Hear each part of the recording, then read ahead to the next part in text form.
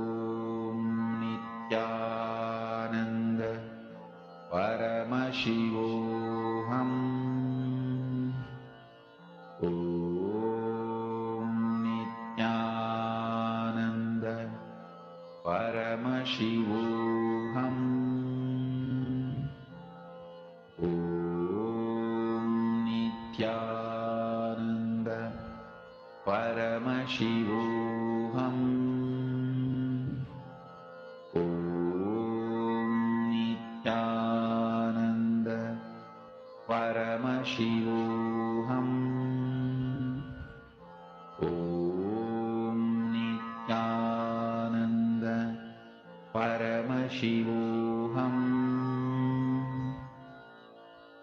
Om Nityananda Paramashivoham.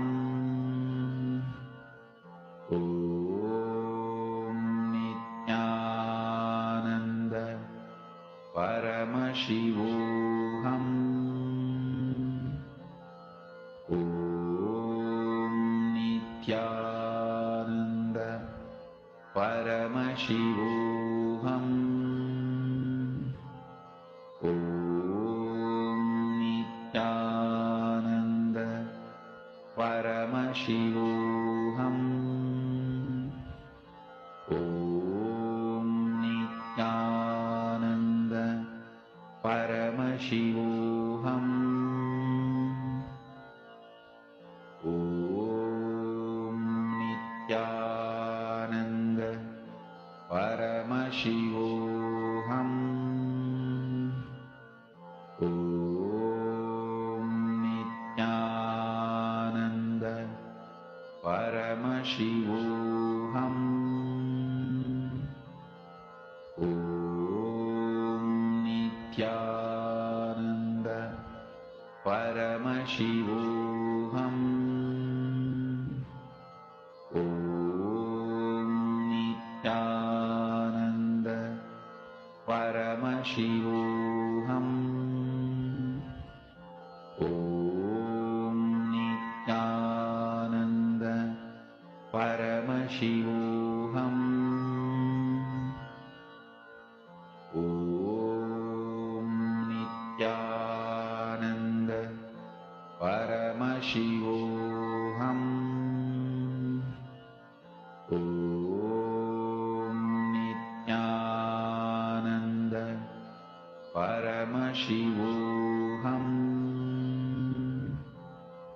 Om Nityananda Hope all of you have Paramashivoham. started manifesting, started experiencing the manifestation. See, please understand, it starts with this.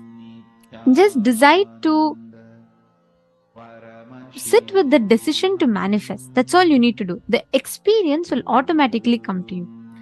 The moment you decide to give that breakthrough to yourself, whenever you manifest these powers, right? What starts happening in you is the way you experience, digest these higher cosmic truths completely changes. It just changes the way you perceive, experience the reality. Yes. Now, can I please request all the participants to come and settle down? Nityanandam, can I request all the participants to please settle down? I request every one of you to please come in the camera, be seated. Darshan is going to start just round the corner. And for the darshan today, we're having a very important initiation about which we're all going to be learning now. I request every one of you to please settle down.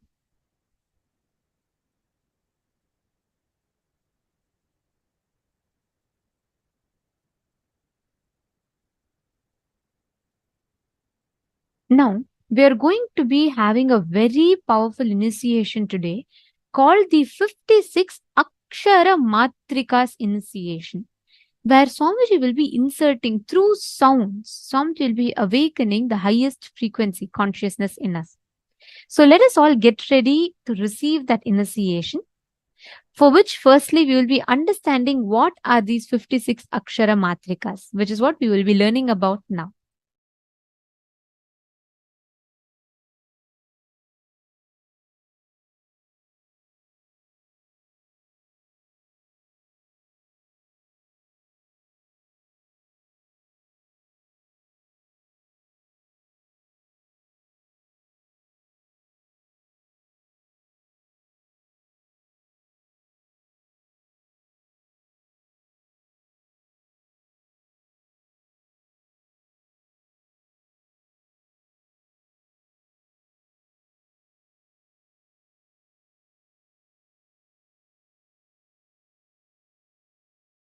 and more in a Yes, positive way. Yes. How the neurological experiences can be generated independent of outer circumstances and can be established permanently in us.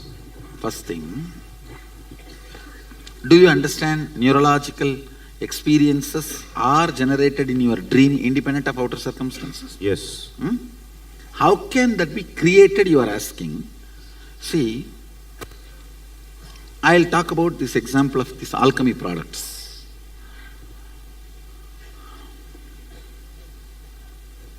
If I utter a word cow, immediately that animal picture starts appearing in your brain. Am I right? Yes. So I instigate a neurological experience by my sound. Same way, there is something called Deva Bhasha. Through vibration, I can instigate certain experiences in you. Irrespective of outside. That is what is called Deva Bhasha. So those vibrations can be stored in a product.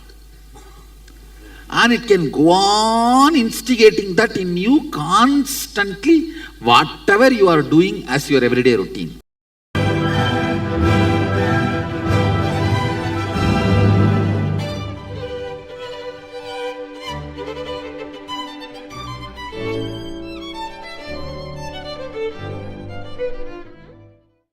What I am doing. How many of you already started feeling the effect of that alchemy products when you are sleeping with them? Raise your hand. This is the witness. Just see, that's all. That the experience can be permanent in us. Yes. Okay, sir. Neurological. When the effect is created, it's permanent enough. Yes. Now you understand that it's not waste of time and energy. It's all real science. I'm doing something real.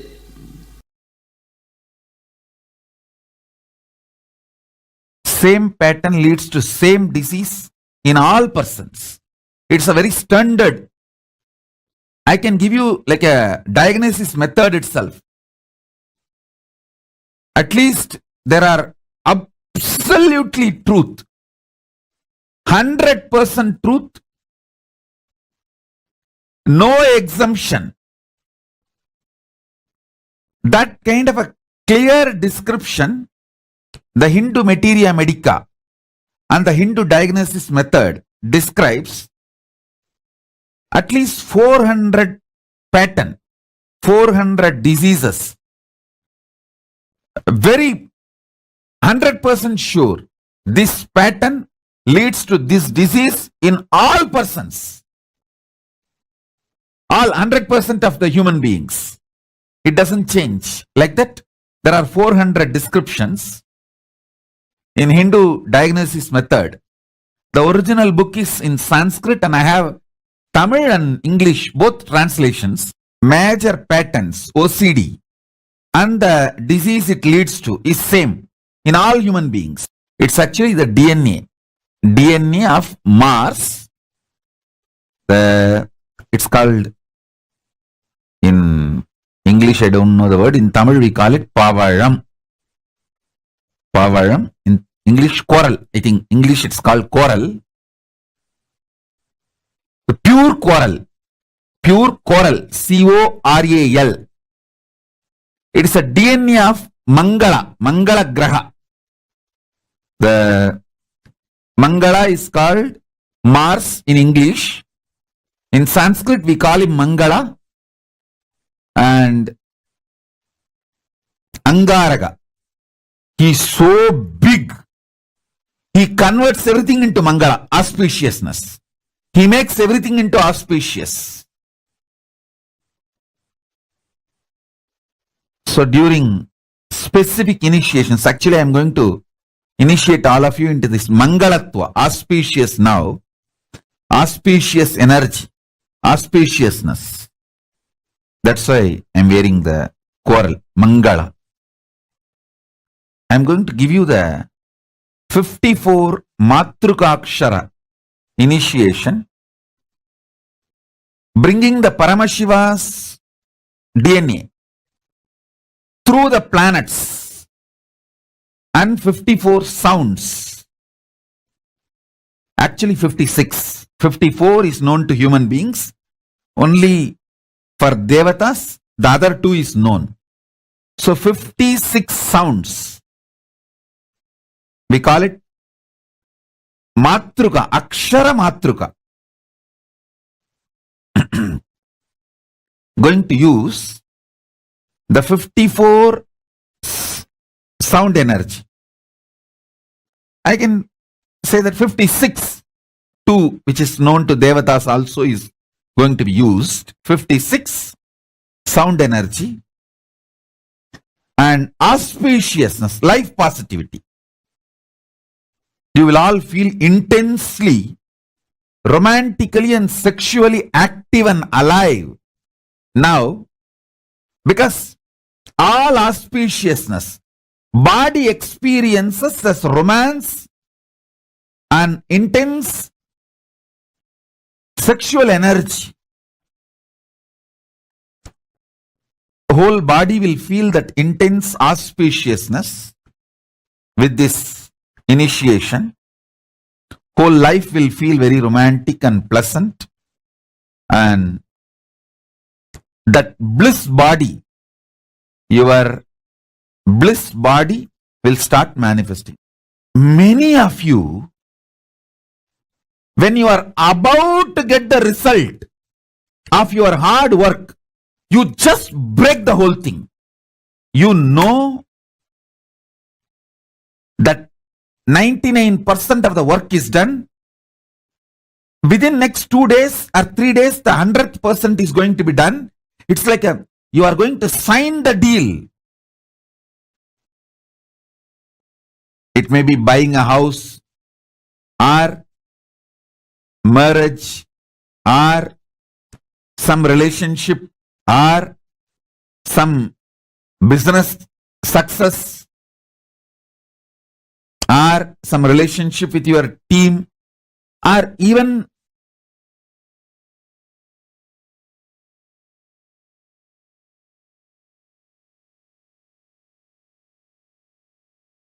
things related to your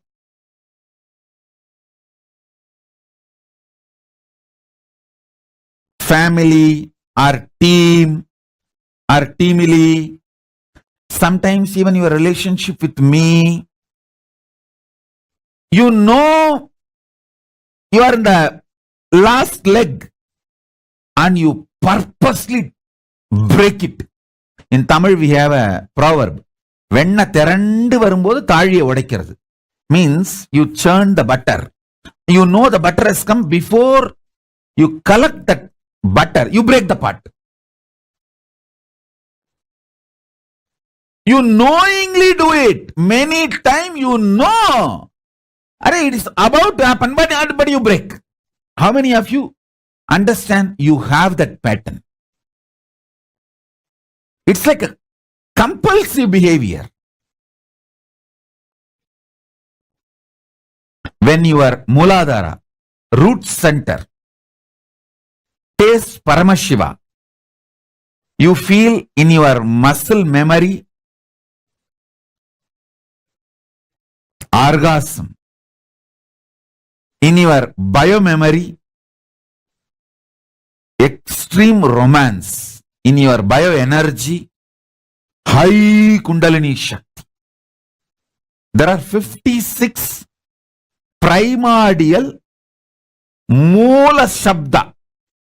Moola Shabda means primordial sound, which is the foundation of Panini and the whole Sanskrit grammar. Listen. Mangala, life positivity, always enters into you as a romance and cosmic orgasm, as a sex energy. That's why I am wearing the pearl, DNA of moon, Chandra, and coral, DNA of Mangala, Mars.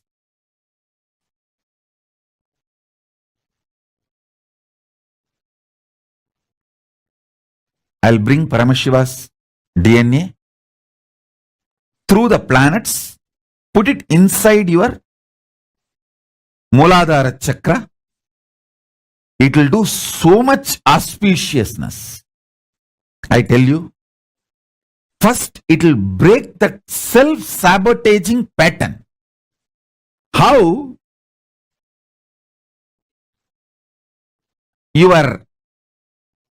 The compulsive behavior of breaking your own life when things are exactly on 99th%.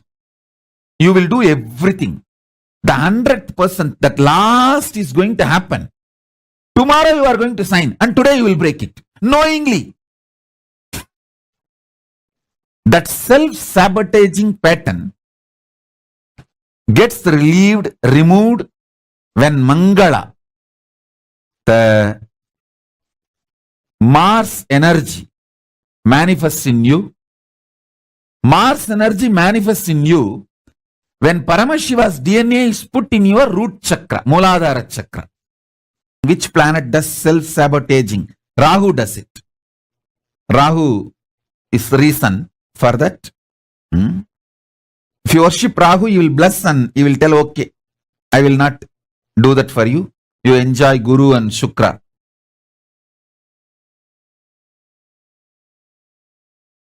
Paramashiva beautifully says, in Kriya, in Puja, there is a special ritual called making yourself Divya Sariri. You invoke every part with the sacred syllable of Paramashiva's name. Paramashiva sits on the throne made out of 54 mantra. Not 52, 54. 52 akshara, one spelled but doesn't have a script, another one can neither be spelled nor written. So totally 54 akshara.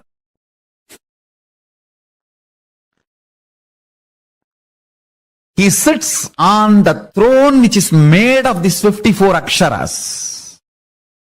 And listen carefully. When you invoke those aksharas in the various parts of your body, with the declaration, this part of the body, let it manifest Paramashiva and His glory, His state, space, powers and being and powerful cognitions. That part becomes Divya Sarira. If you do not feel pain during the multiple compound fracture, be guaranteed your body will not stink or rot or degrade when you leave the body. It will only be Jiva Samadhi. There will not be ordinary death. The body will not have any decay. Yoga Sarira doesn't decay. You become Divya Sarira.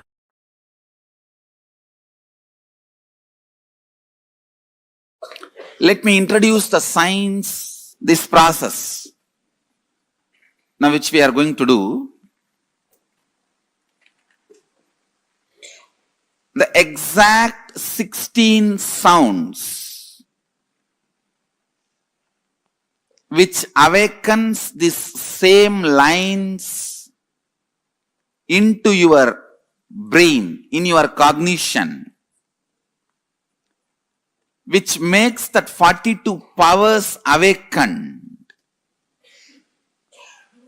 I'm going to use those 16 sounds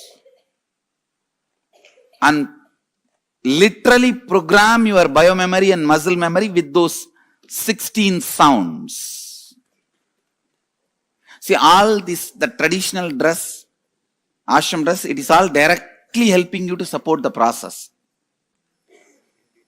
So, the weight of the clothes should sit only on the left shoulder. It should not sit on the right shoulder. If it sits on the right shoulder, body heat will increase tremendously. Your lungs will feel suffocated. If it sits on the left shoulder, only then lungs won't feel suffocated. It will constantly keep itself cool. And especially that that Vaishnavite structure of worshipping and all that is completely that. See, Vishnu, because he's in the Milky Ocean and everything related to Vishnu will be cool. So that's why Tulasi, not to catch cold. Shiva, the whole thing is cool, that the Kailasa, everything. But he himself is a very high active heat. That's why Baal to cool it. Baal will cool. The whole thing is related to this. See, now let me restrict myself only to this process. Let me not get into the whole thing. I am not expecting any cooperation from your mind. So you do not need to presume you need to be very silent, peaceful, meditating. You don't have to presume any of that. You don't have to imagine any of that. I am making it very clear. I am not expecting any cooperation from your mind. I am only expecting cooperation from your body. Means sit holding the yantra, don't scratch yourself, don't hurt yourself, like that housekeeping kind of level. That level cooperation only I am expecting from you. Nothing more than that. If at all I expect any cooperation, it is all just simple housekeeping level, which you can physically do, which you can do it using your body. Nothing else is required. So you do not have to have any stress. I free you from all psychological demand. No psychological demand. And just be free. You are going to be spending some time sitting, like when you spend time rarely seeing the sunset, or sitting in your rose garden, or just sitting with the books, not even reading, seeing pictures.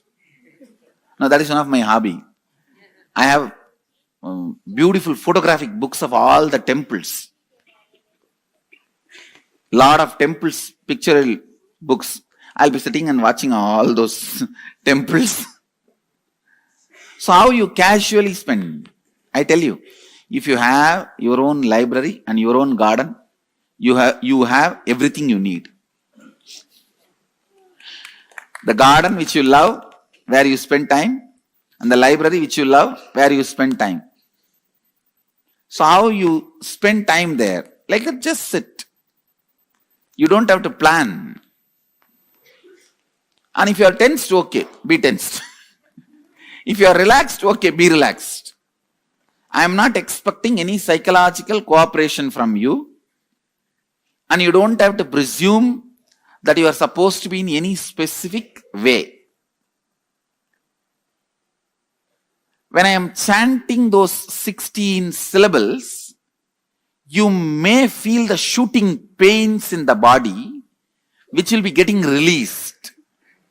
It's like the hot flash kind of a thing. But it will not give you any suffering. Don't worry. Don't be afraid. If you are having knee pains, suddenly you will see in the knee hot flash kind of a thing. A kind of a needle entering or that kind of feelings, but it will disappear immediately. These 16 sounds, they are not even a described syllable. Please understand, it is not like a A, B. It is not like a defined separate letters. It will be like a so it may be sometimes like a mixture of A and E off. So it is a 16 sound, not 16 syllable actually. That's the truth. It's a 16 sound, not 16 syllable. So those sounds I am going to use very intensely. Those 16 sounds form the basis of your cognition. Listen.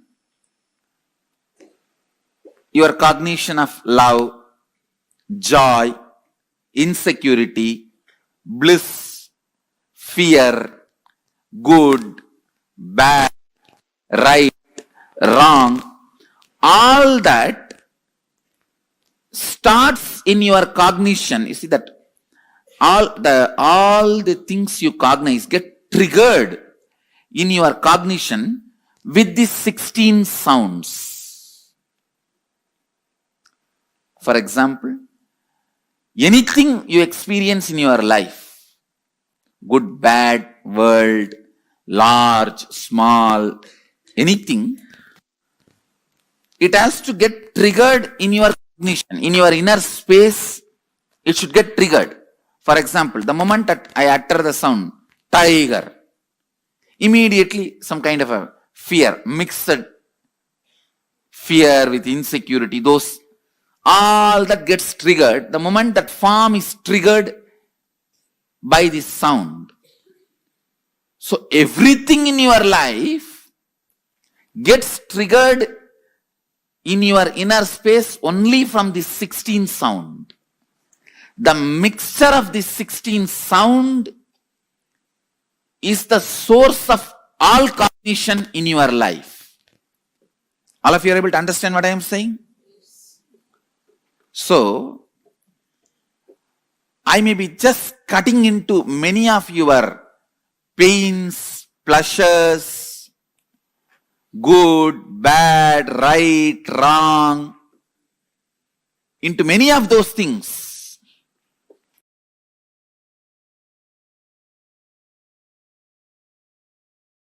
Number one, Brahma Dhyanam means being in that ultimate Parabrahma, Paramashiva, Parandama, which is the ultimate, Paramam, Paramatma, Paramashakti, all these words you can use, that Paramam, ultimate. Being in that Paramam, that is called Brahma Dhyanam. Brahma Aksharam, the syllable which puts you in that space, Mahaksharam, Brahma Aksharam. That Brahma Aksharam is this 3 dot. You can see in my own Guru's handwriting, Brahma Dhyanam, that word in Tamil it is written, and 3 dot. That 3 dot is the Brahma Akshara, ultimate mantra, which puts you in Samadhi immediately. And now I will give you precise cognition. This 3 dot means, understand, there is something in you which you don't need to remember. It is there 24 hours. When you are waking state, when you are in dream state, when you are in deep sleep state, it is there. Even during deep sleep it is there. That is why after sleep when you come out you say, I slept so well. So it is there. You don't need to remember it. And you can't forget it. It is there. Which you don't need to remember, which you can't forget, and that only remembers everything. These 3 qualities put together, there is something in you. That is Arunachala. That is Paramatma. That is Paramashiva. That is Parabrahma. That is Parandama. That is Paramashakti. That is Paramaguru. And that is Paramatma. Listen. Listen to these 3 statements. These 3 only you need to remember. Which is there in me, which I don't need to remember. First, which I cannot forget, even if I want. Third, that only remembers everything, which is there in all of us always. How many of you are able to understand? With how many of you it clicks? Yes? Yes? Raise your hand. If it clicks with you, raise your hand. This is exactly Arunachala.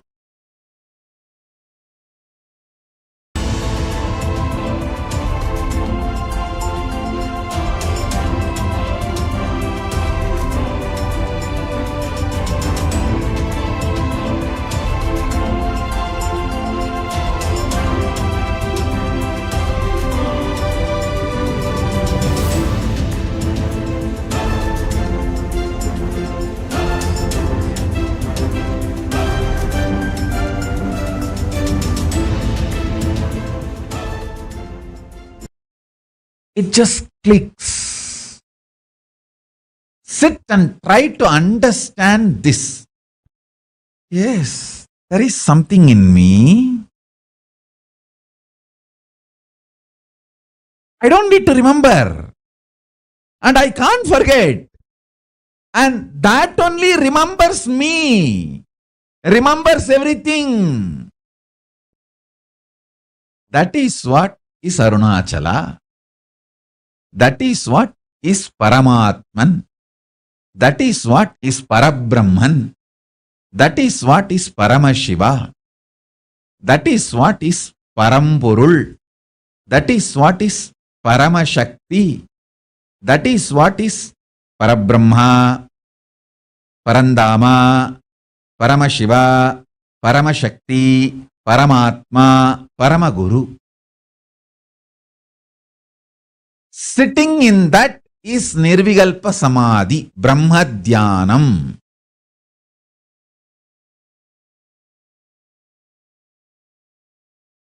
Just remember this one powerful cognition. This Mahavagya puts me in Samadhi. This is spiritual lullaby for Samadhi and Suprabhatam, wake up song for Paramashiva in me. For Paramashiva to manifest. With this one spiritual powerful cognition, chant this Mahavagya. Om Nityananda Paramashivoham.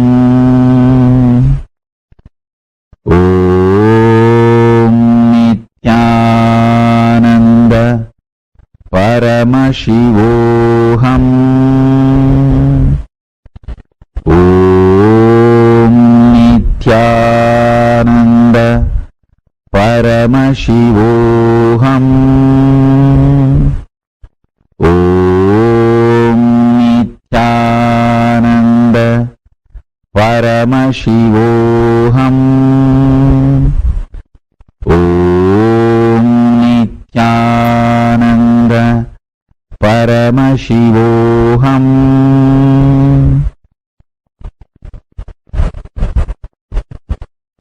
I have also implanted the Bija mantras, all the 54 sounds. Some of the Sanskrit scholars may think, oh, it's only 51, some 52. What is the mean by 54? Please understand. Many people think Sanskrit has only 51 akshara. Some say, no, it is 52. But I tell you, 54. There are 54 bijas, powerful seed syllables. I have embedded them into this Mahavagya and has manifested the various versions of Mahavagya, which I will be sharing with all of you in further satsangs, like Om Nityananda Paramashivoham. When the Devi Bija, Parashakti Bija is embedded, Om Hreem Nityananda Paramashivoham. When Ganapati Bija is embedded, Om Gham Nityananda Paramashivoham. So with each Bija mantra, this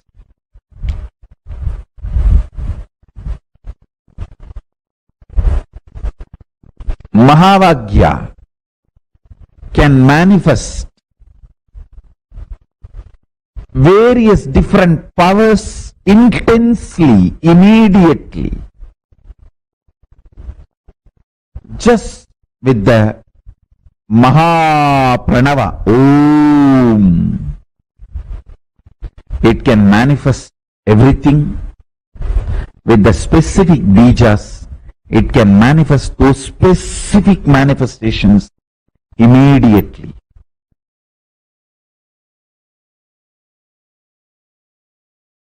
So sannyasa, purifying everything.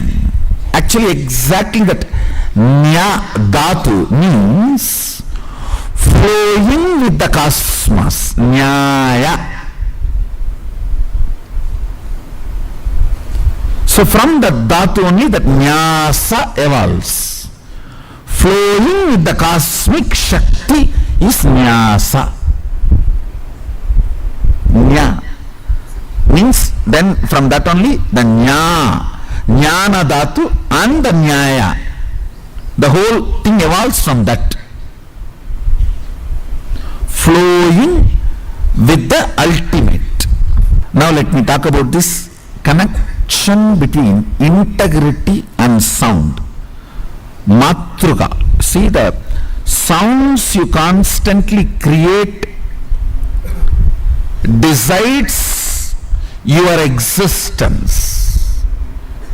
Deha means in which you feel your astitva is deha. It is not that you always feel your existence in this deha. While you are in the dream, in which body you feel your existence? That is your deha. In my case, I always feel my existence in my divinity. That is why it is Divya Deha. Divya Deha, constantly staying in this Deha, makes this as Divya Deha. So your existence is the words you use within you. Now, teaching you to use powerful words within you is integrity.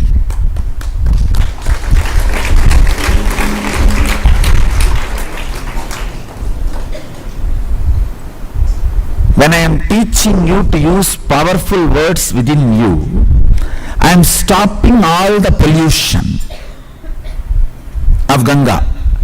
When I am installing these mantras into your body, I am just sending a heavy rain and flushing the whole Ganga of the past pollutions. Clear? When you think with Agama software, anything you think will go on becoming reality, because the Ashtakanma Shaktis will start manifesting in you. Actually, today I gave a thorough compilation. Start as Vedanti, grow as Shaivagami, conclude as Shaktagami.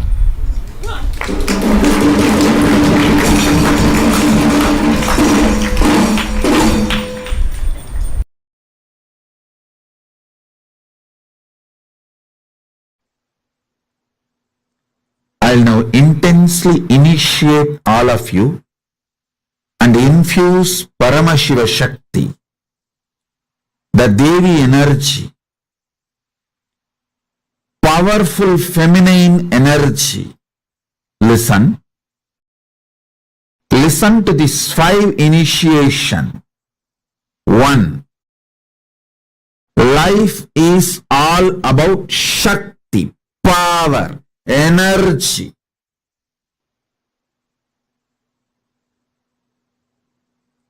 poor, mediocre, cheap, ignorant human beings think life is all about good and bad, right and wrong.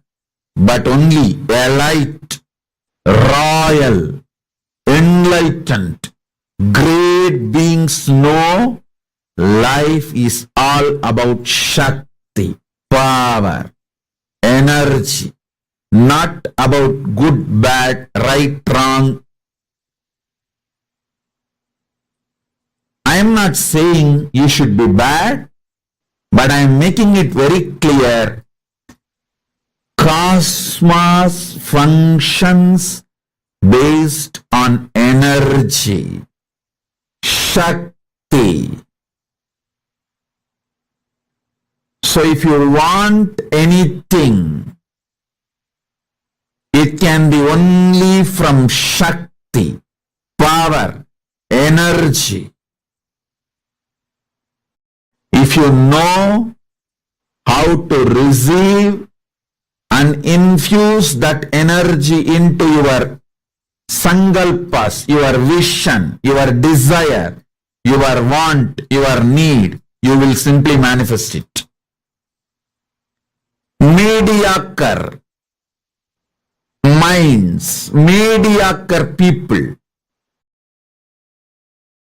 ignorant people think life is all about good and bad, right and wrong. The whole equation, right and wrong, good and bad, the whole idea, good and bad, right and wrong, and all the conclusions you come to based on good and bad, right and wrong, the whole thing is false, shit. Use any word you want after this.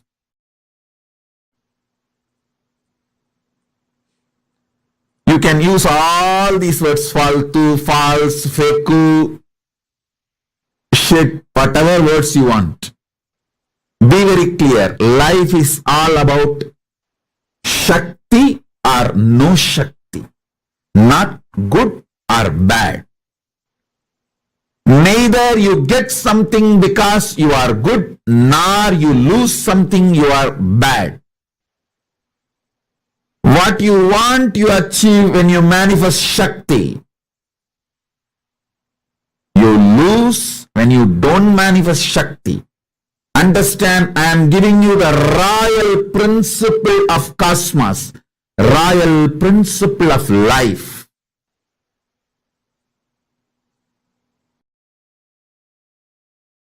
First truth, first initiation. Life is all about Shakti. Second initiation.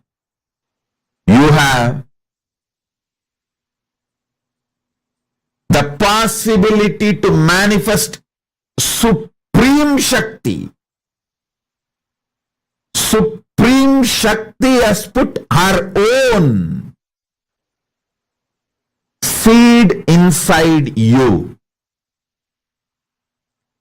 You can simply mirror that Supreme Shakti and manifest it. This is the second initiation.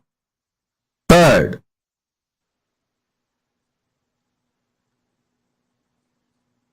when that Supreme Shakti manifests, your values of good and bad, right and wrong will have cosmic maturity. Listen. Cosmic maturity will be infused into your good and bad, right and wrong. You may think giving a piece of burger to a poor man is good, but cosmically killing an animal and taking the meat out of that animal for food is wrong. So what you think as good cosmically will be wrong. You will have this maturity only when Shakti is infused in you.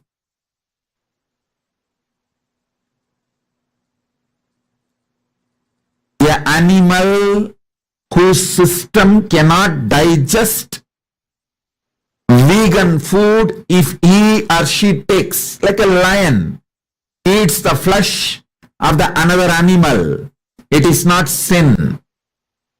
But the body which can digest vegan food, if you have that body and still you are killing some other animal for the flesh for you to eat, it's wrong. You may think giving a burger is a great good deed. No. Cosmically it is wrong. Your good and bad will have maturity only when Shakti is infused in your system. So understand, life is all about Shakti, energy, power, not about good, bad, right, wrong, as you understand. So when you infuse energy in you, you will have the matured, cosmically matured, good, bad, right, wrong, clarity, knowledge, buddhi, intelligence. Fourth initiation. This cosmic power, Shakti, is a mother from which you are flowering. So she is easily available the moment you ask her to manifest in you. So call her, tell her, these are all the things I want. Please start manifesting you in me. That's all. This is the fourth initiation. Fifth, with the grace of Paramashiva and Paramashiva Shakti, now Paramashiva Shakti will be manifesting. Type whatever prayer you want to ask from Paramashiva Shakti. Whatever you want to talk to her, you can type as a direct message. Now Paramashiva Shakti, with the grace of Paramashiva and Paramashiva Shakti,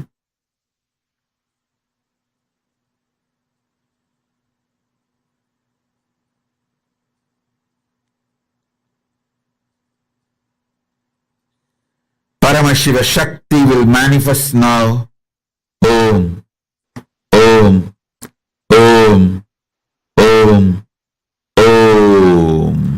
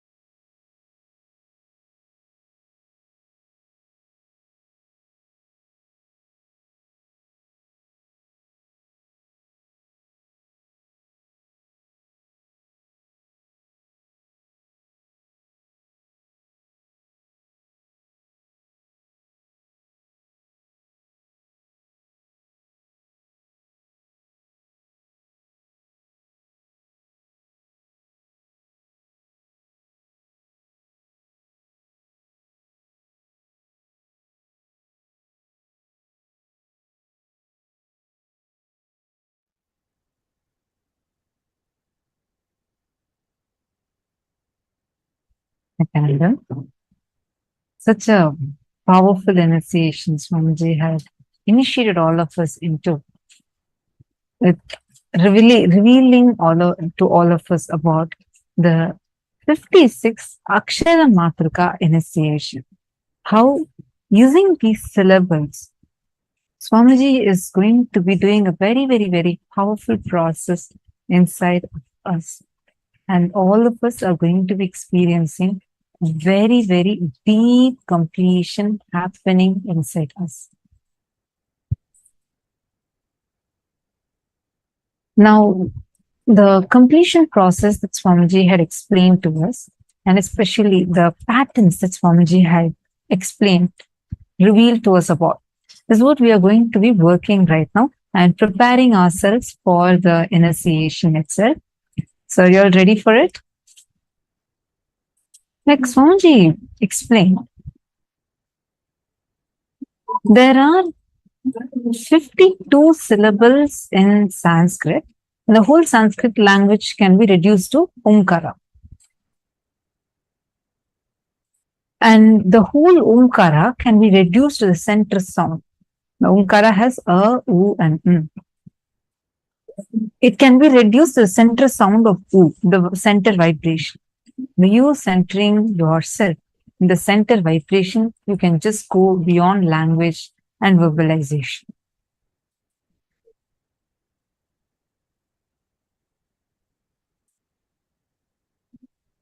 We are going to now be taking a few minutes to complete the self-sabotaging pattern. Swamiji explained so beautifully how these 56 Akshara Matrikas, the syllables, will directly enter inside our very bio memory and bio energy and give us deep completion from within.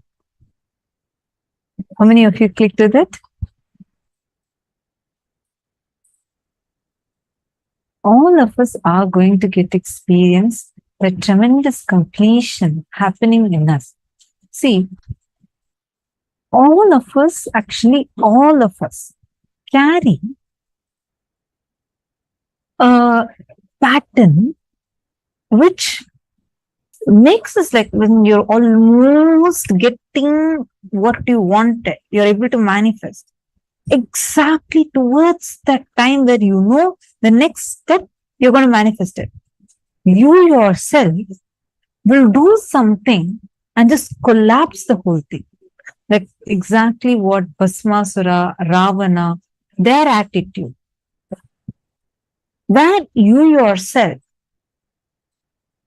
do something to self-sabotage your own success. How many of you are able to identify that? In how many areas of your life are you able to identify that? If you identify that, it's a great blessing you have because now you have identified it. Once you identify it, it's very easy to complete out of it. Actually, like Swamiji said, right? Blind spots loses its power over you. The moment you just become aware that it is a blind spot, that itself is enough for it to lose its power over you. Only as long as you think it, you do not know or you're not aware of the blind spot, you are stuck in the rut of it. The moment you realize that you are beyond, like the moment you realize that this is your blind spot, that moment, the blind spot loses its power over you. Like Swamiji said, today's initiation in particular is all about how we can experience this space. Through the Akshara Matrika initiation, Swamiji is going to be transmitting, infusing that bliss into our Mooladhara chakra. Take a few minutes, and how many of you are able to find out that exact place where you do the self-sabotaging? For example, let us say you are having, now you are just rebuilding yourself, and after a long time, you're able to rebuild your relationship with the people around you. Let's take, for example, your spouse. You're now rebuilding your relationship with your spouse where you're bringing in completion and you feel it's almost going towards that goal that you want, but exactly at that point, you just do something and collapse it. Or same way in your career. You are working hard, you're trying something, you want to do a project, you have a certain goal. You yourself are working towards it. You did the work, you did the hard work for it. And you are itself creating the path to success for it. But when it is almost going to be successful, you yourself just do something and collapse it. How many of you are able to identify with this pattern? Karen, you're asking for whether these syllables are available and Akshara Matrika initiation. See, the 52 are just the Sanskrit letters. With that, there are those vibrations are available, like each one has a particular sound. But the remaining 4, the 2, 1, which cannot be, both of which cannot be written, but one can be uttered and one more you can't even make the sound. The last 2 are known only to the Devatas. So that is why it's totally 56, and these 56 are not, like the last 4 are not available to us in a form that human beings can understand. Okay, now come on, all of you please post in the chat if you are able to relate with this pattern. Listen carefully. Whether you did gym, yoga, workout, you started building your body.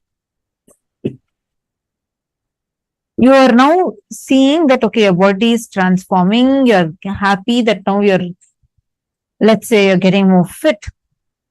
But at one point, something you do, and either you just stop going to do that workout at all, or you just do something to stop yourself, or probably you go and eat junk food, something in some manner, you express it in some way and just collapse what you yourself with your hard work built it. Whether it's in your health, whether it's in your career, your relationship with your spouse, your relationship with your family, your relationship with your friends, your relationship with yourself, even the confidence you have on you. 2 days you're so intense, and at one point you feel like, yes, you're achieving the way how you want to be. Exactly that time, you yourself do, either you do something or withdraw from life, but collapse. That self-sabotaging pattern that you carry. How many of you are able to identify with this? I'm just explaining because today's session, the pattern that you should be completing with. You should be aware of, at least like Swamiji said, right? Even if even if you're able to see this pattern is stopping you, that is enough. Because it is important, like Swamiji said, the mind as such does not have, it doesn't matter. Swamiji doesn't have to convince the mind that we are Paramashiva. Swamiji will give that as an experience. But the self-sabotaging pattern is the only thing that comes in our way when we are about to receive that. Like Swamiji says, whenever you're about to have a breakthrough, you're about to sign a deal. But exactly that time you decide and some things happen and you just leave everything to collapse.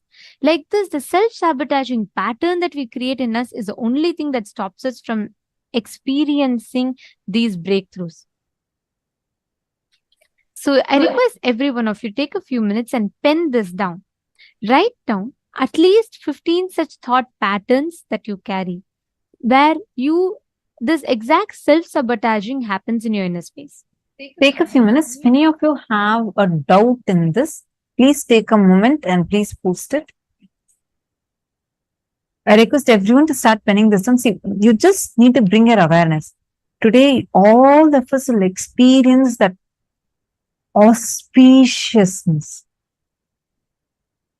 Majutikana is asking, what is the solution for this, Ma? How can we free ourselves from this pattern?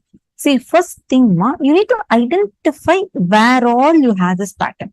First, your awareness needs to come there. consciously you decide to stop it. And like how Swamiji explained, right? All of us carry deep inside us anger about the physical pleasure that you have not been given enough, and that all other human beings are enjoying more than you. This pattern brings deep jealousy, anger, and violence in you. We're going to be going into that. So layer by layer, we're going to attend to it. First, I request everyone to identify where all do you have this self-sabotaging pattern. You don't need to put it in the chat. You can write it for yourself. In the chat, you can post. If you have any questions, feel free to post that.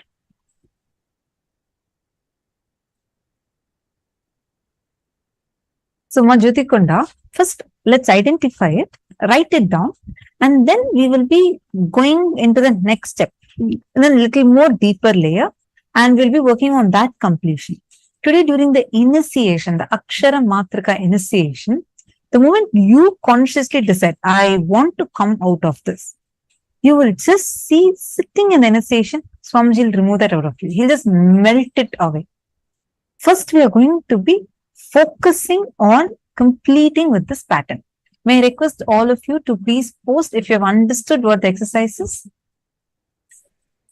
Even when that you do identify you have this pattern, actually when you write it down, you will see even more intensely, you will be able to clearly see where and how these patterns reflect. Right now, we may be able to see like vaguely, but clearly you will be able to see which all aspects. Swamiji told, right? If you are doing it in the other aspects of life, that means even with Guru, you do it. So identify, go to that depth and please identify and write down. Karin, no. First, let's finish this one. Then we'll go to the physical one next. First step is to identify the self-sabotaging pattern. I'll give you a few more examples so all of you are able to understand. Mamadini Subaya has posted, yes, I'll be building myself well and strong. Then remarks from my siblings pull me down. Understand? Ma Valini, write down an incident where you felt you actually started and the remarks from your siblings actually pulled you down. Actually look at it. Was it really the remarks from your siblings pulled you down? Or was it your reaction for it? The anger, whatever it triggered in you, you decided, consciously decided to self-sabotage. It's like a anger, a violence that just kicks in and just makes you to decide to collapse everything. Like illogical it will be. Vimala is asking, this is totally different from procrastination. Again, procrastination is only a branch of this. This is like a root one. It's a little more deeper. If you identify the situations where all you have, like you are becoming successful in something, and you see very well, you yourself do something which normally you wouldn't have done. But you yourself do something, collapse it, and then you beat up yourself for it.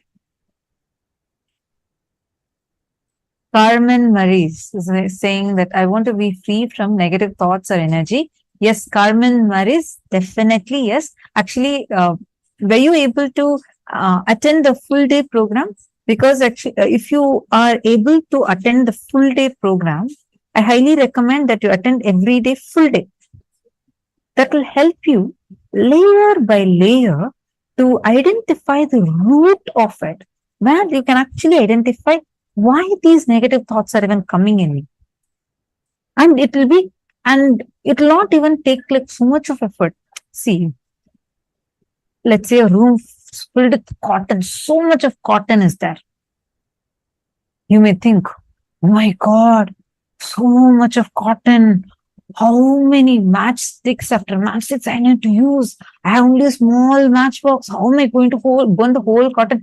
You just put fire on one, it will burn the rest. So that putting the fire needs you to first open the door of that room, which is what will happen when you sit in the sessions. Putting the fire, Swamiji will do. You don't need to worry about it. And moreover, see these completions, right? Always, if you see the way whole program Swamiji is designed, it takes us from one layer to another, to another, to another. Right now, we are trying to look at it like, oh my God, it's too much. How do I settle everything? Swamiji is giving us a very simple, straightforward science. Where as you complete, as you understand, like initially we understood about genesis of our identity, we understood about the 4 images. Then we understood in depth about what is identity as such. Each sign, Swamiji is beautifully taking us from one to another to another. So take a few minutes and I request every one of you to pen down at least 5 such cognitions. Write down where all the ideas, the thought currents, including your anger, jealousy, violence, all these types of things, where self-sabotaging decisions you have made.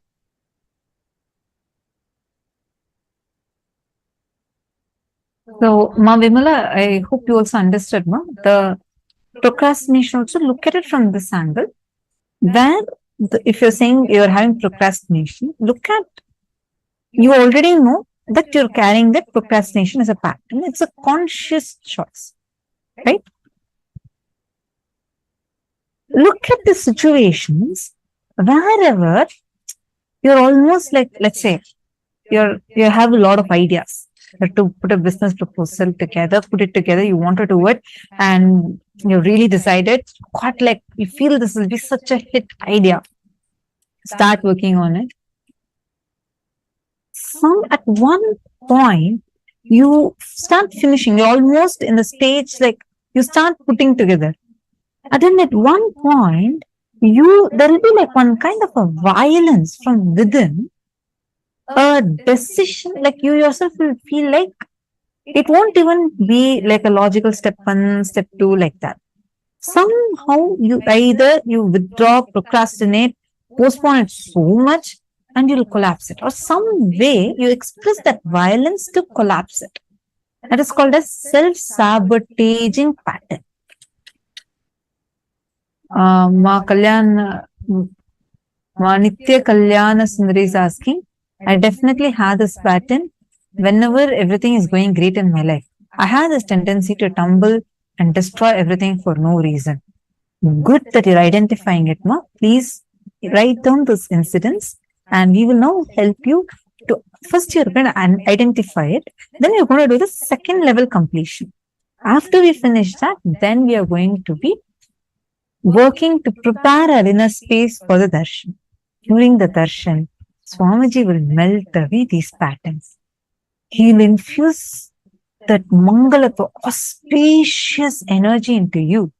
And this pattern will just melt away. So don't worry, all of you can just be relaxed, just be here. Let Swamiji do the miracle inside of you. If you're finished, please let us know saying you're done. Just at least first for now, do 5 incidents like that. 5 places where you see clearly how you yourself destroyed your own success, your own good things. Like for example, you have decided you want to do something and you've taken a decision, you started doing, but something will happen in you, some cognition, like it won't even be like thought through kind of a thing. You'll just decide and collapse it. You all don't need to post what pattern is it. It is just say if you are written and you have finished it, please say you have finished it. Then we'll go to the next step. So nice to see so many of you participating.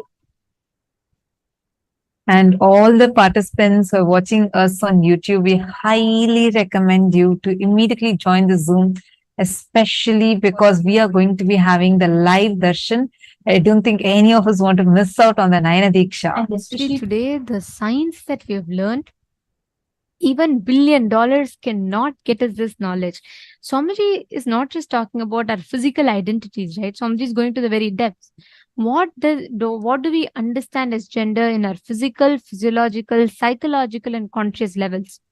And the initiation today is something that we should never miss at any cost, because this initiation is directly going to work on your very definitions of pleasure, pain, joy, failure, all of these.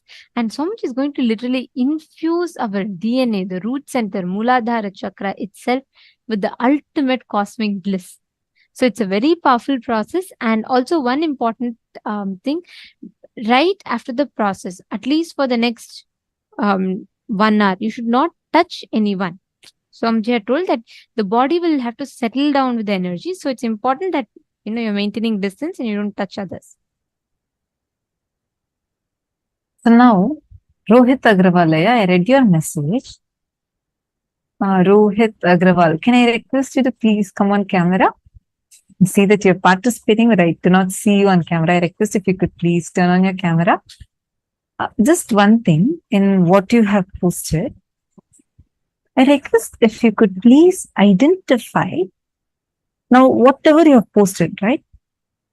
Take a moment, take 5 incidents. Let's not just put the overall pattern, because we think the overall this is to be a problem. But there might be something underlying. So you need to identify that. Could you please write down any 5 incidents where all these different expressions of the self-sabotaging pattern you have written, where these self-sabotaging patterns expressed, and very explicitly identify those situations. It will be specific. For example, let us say that you wanted to apply for, okay, you wanting to present your plan to your boss. You've prepared everything and everything is ready. You're just going to go and present to him. And exactly on that day, like it's the best day you really want to do it. Exactly on that day, you just have a fight in your family, and that anger just collapses the whole thing. By the time you reach your office, you're already tired, and it does not allow you to even be able to present it properly. And you end up beating yourself up, saying that I should have been more patient, I should have done this, I should have done that, and puts you into a cycle like this. Are you able to identify it? And it's like a vicious cycle. You go on repeating it. So you become upset about that. Once again, like someone said, it becomes more of an obsessive, compulsive pattern in us. It's a compulsive reaction that keeps happening in us. So let's identify that.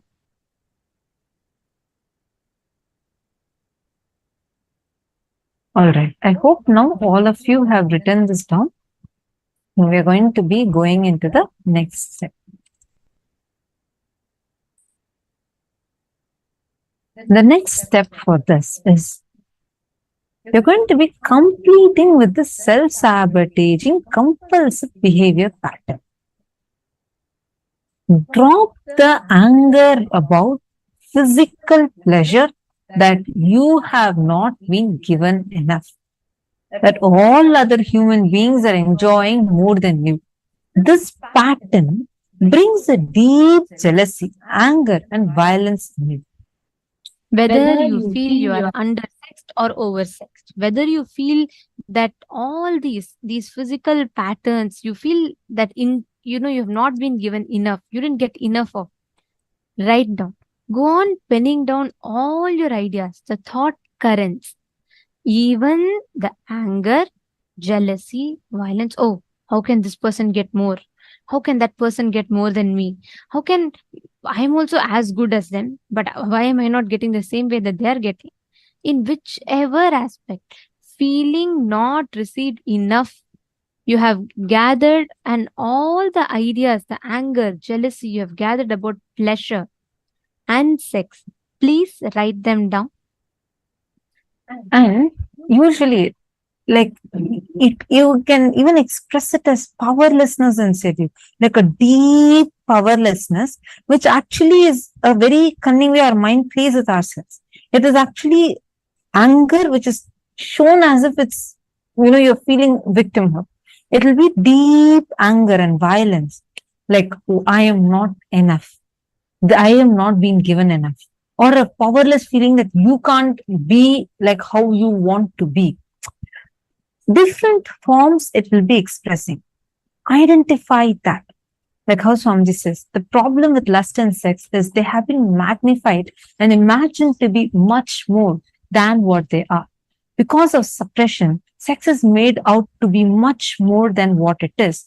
There starts the whole problem. It has been contaminated to a great extent by the media. Take a few minutes now. You're going to be going into your deep layers and identifying this. Sit with yourself. You don't need to get distracted with anyone else. Don't talk to anyone. Just be with yourself. And as Swamiji had mentioned in the video, during this whole initiation, please do not touch anyone else. Make sure you're having enough distance. If you are around some with people, make sure you're sitting with enough distance so that you can receive this initiation and not touch anyone. Sit with yourself now. You do not need to post this in the chat. This is for yourself. Please take a notebook and pen and sit and go on penning down all the anger, violence, jealousy that you feel deeply inside of you that you have not been given enough. Take a few minutes and let's start now.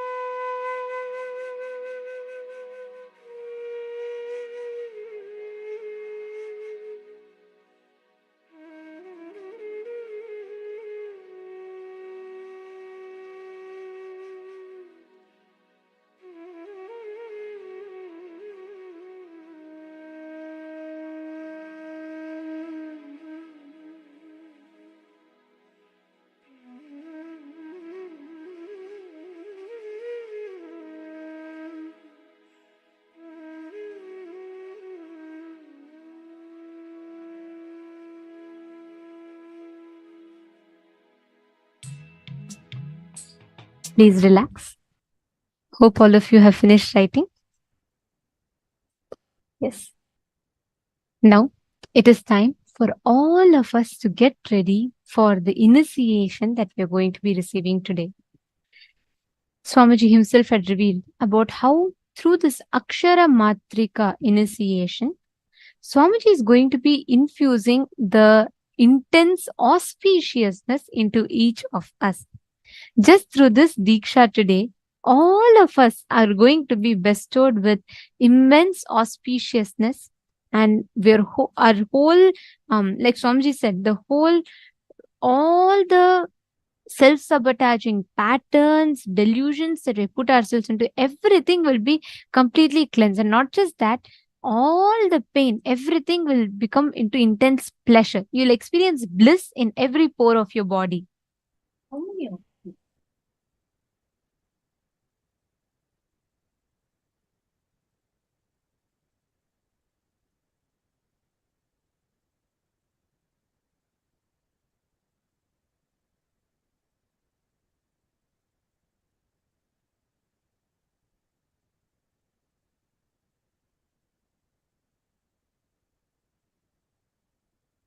Sorry for that. I hope you all are able to hear me now. How many of you, when you all wrote down, first we did the exercise where we all identified the self-sabotaging patterns and then went a little more deeper and we identified the anger, jealousy, violence that we carry inside us and where we go on feeling that we are not being given enough.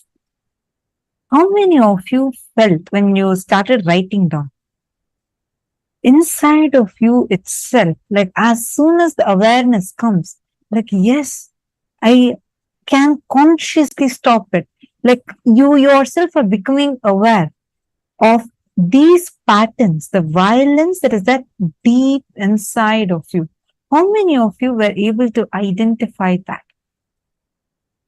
Now, that patterns that you have identified, just consciously decide that you are not going to cherish it. Consciously take a decision to drop it.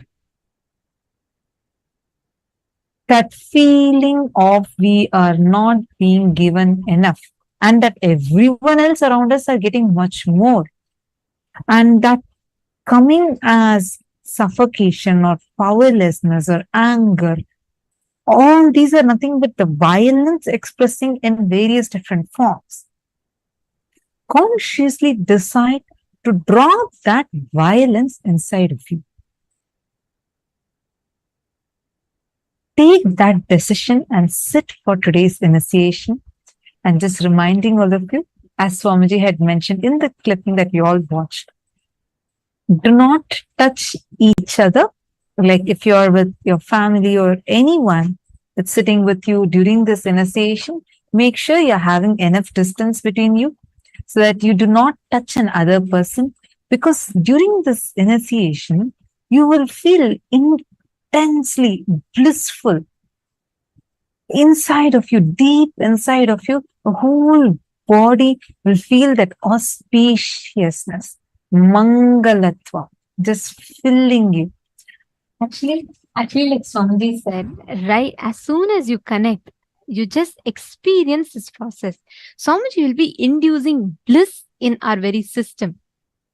And every aspect of your life, all the struggles, anywhere, whatever you felt as somewhere, wherever you carry that anger or violence, Swamiji will just convert all of them into intense bliss. You'll feel so much of energy and active right after this initiation.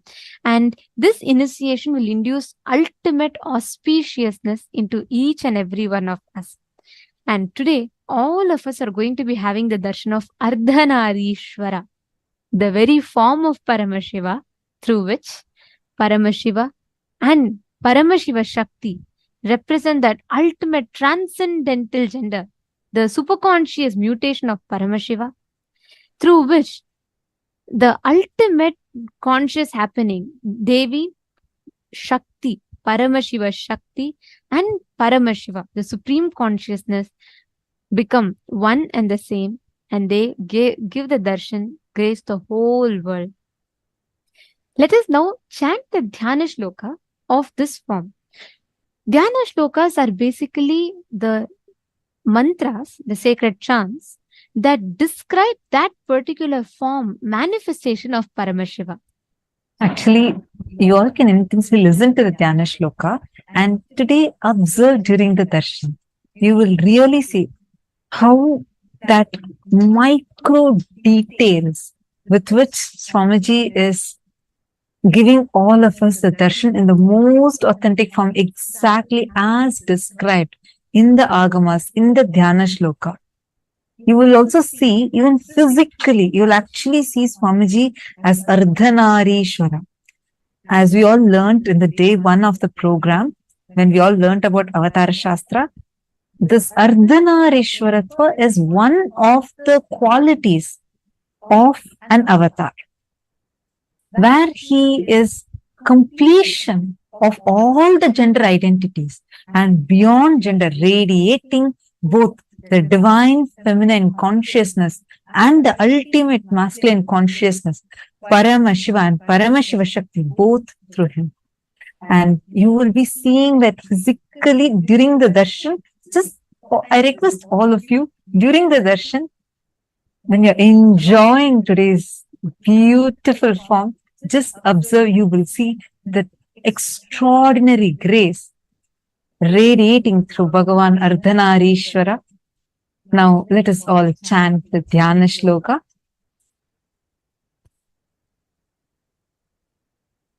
Please sit straight, close your eyes, and you all can visualize this form as we describe. Chaturbhujam trinetram cha Shivam cha daksha pasvake Vamardham vamabhage tu Simanta tilakalakam Netardham lalate tu Samyukta dakshanam shake Dakshiner kundalam karne Dadham vame tu patrakam Katyam va kalitam va me abhayam tanka cha dakshine varadotpalake va me keyura katakanvitam umam chetusthanam kuryat swahakarayutum tova Shronyadham dakshine shambho Vyagracharmankritam Umardham katisudram tu Chitravastat parichhadam Nupuralankritam vame Savyapadam tu kunchitam Savyam pravala varnasyat Sukrishnam vama bhagakam Ardhanarishwaram proktam Devi bhagashyama varnaha Ishwaro rakta varnakaha.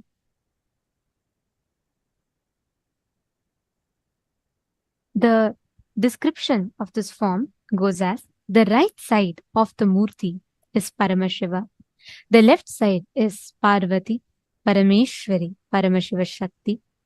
On the right side, Paramashiva is adorned with the reddish color body with the Jata Juta and Ganga, the crescent moon. He has half an eye on his forehead and is wearing the earrings. He is wearing tiger skin on his body.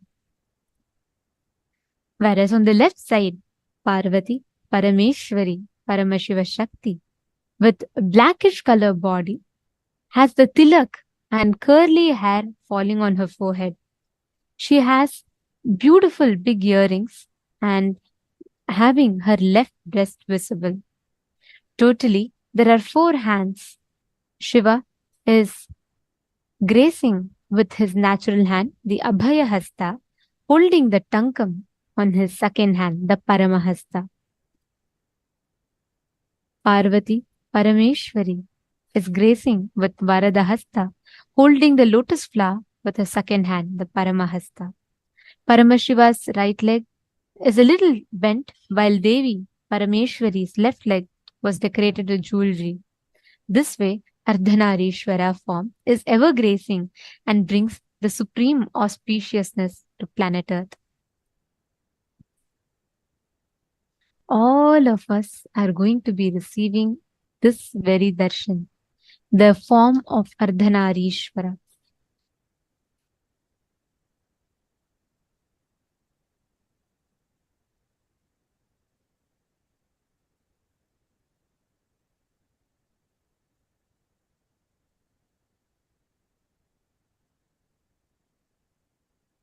Initiation that we're all going to be having today, where Swamiji is going to be using the 54 sounds, actually 56 sounds, the sounds like Swamiji revealed, which are only known to Devatas, the last two syllables which are only known to Devatas, which all of us are going to be infused with immense life positivity.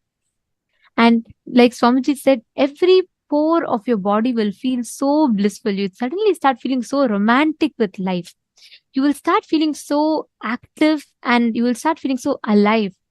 And your whole body will be infused with the bliss.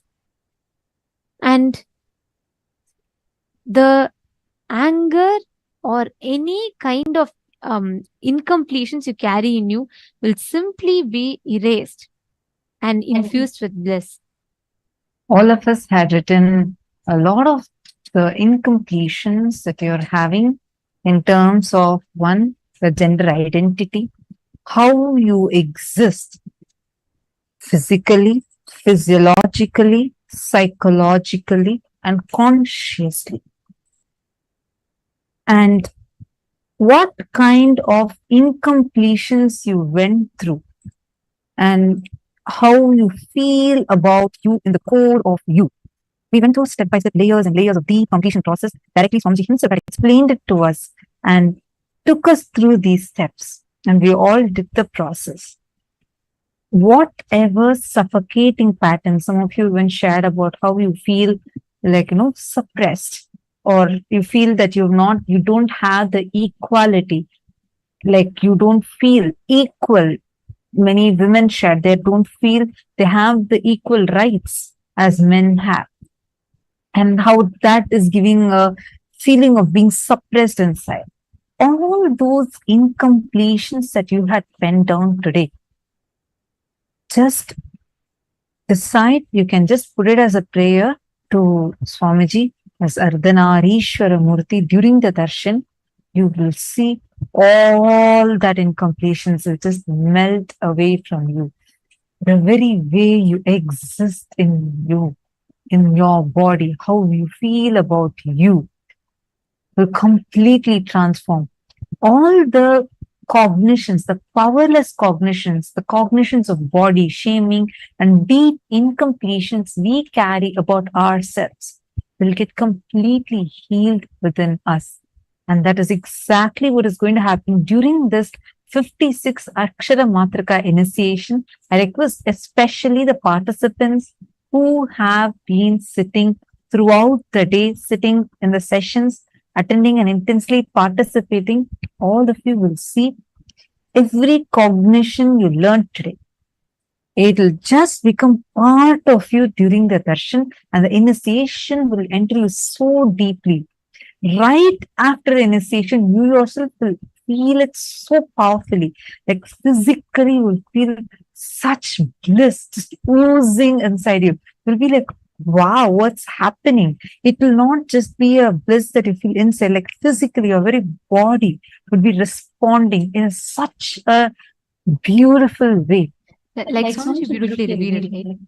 Through this initiation, your whole body will enjoy Paramashiva, because Swamiji is going to be infusing Paramashiva's DNA in all of our Mooladhara through this particular process, the Akshara Matrika initiation. And like Swamiji said, through the 56 syllables, the sacred sounds, Swamiji will be infusing Paramashiva in our Mooladhara chakra. And at that time, suddenly your body will feel intense bliss. Like you'll just feel like so, you'll feel such intense pleasure as Swamiji described it. And when your body starts enjoying Paramashiva, you give birth to yourself. The superconscious mutation happens in you. You enjoy intense love. Your body will feel intense pleasure and love. And Swamiji said, this pleasure that you experience at this point in time, in your very muscle memory level, in your bio memory level, you will feel that bliss and that pleasure with Paramashiva, which will make you give birth to yourself. That is what is described as Akshara Matrika process. And these sounds directly will enter your root center, the Mooladhara chakra, which is the energy center, which is blocked by the fantasies and incompletions related to sex. And through this one process, Swamiji will be awakening the pure Paramashiva's life energy in all of us. This chakra is located at the base of your spine. That is the Mooladhara chakra, literally the root chakra. And this holds a lot of your energy. Today, during the process, directly Swamiji is going to be infusing Paramashiva's energy into your very Mooladhara chakra itself. And you will be experiencing it physically, you will be experiencing intense bliss. And all the participants, whoever have been attending the program fully, you can post all the patterns you want to complete with. Just post it, including the self-sabotaging pattern. I saw some of you who had joined for the darshan asking like how you can complete those self-sabotaging patterns or negative patterns that are there in you. We highly recommend that you attend the entire day's program, because Swamiji has designed it so beautifully that it will directly help you to be complete with all these light negative patterns and completely get cleansed of it. You will become such a powerful and a graceful being. So I hope all of you are ready for the initiation now. Because just a reminder, we request all of you to make sure through this process, one important thing, like Swamiji had revealed in that session, is to not fall asleep. Sleep should not come in between this. And of course, when we all see Swamiji, what sleep or anything will come. But just make sure that you are hydrating yourself and keeping yourself completely fresh. And most importantly, you should not touch anyone for the next 1 hour of after the process. So through the process also, you will not touch anyone. And right after the process, even your own kids or spouse, you should not touch for the next 1 hour, because your body will be experiencing that intense pleasure and bliss. And you should just experience that, let that settle in you, and you should just experience the joy with Paramashiva. You should not touch anyone else at this point of time, throughout this whole initiation, and 1 hour after that. And right after this, we will start manifesting beautiful powers which Swamiji is going to be initiating all of us into today. Now, let us all get ready to receive the darshan of Ardhanarishwara Murti. Please sit straight with your head, neck and spine in a straight line. Chant the Mahavakya. Om Nitya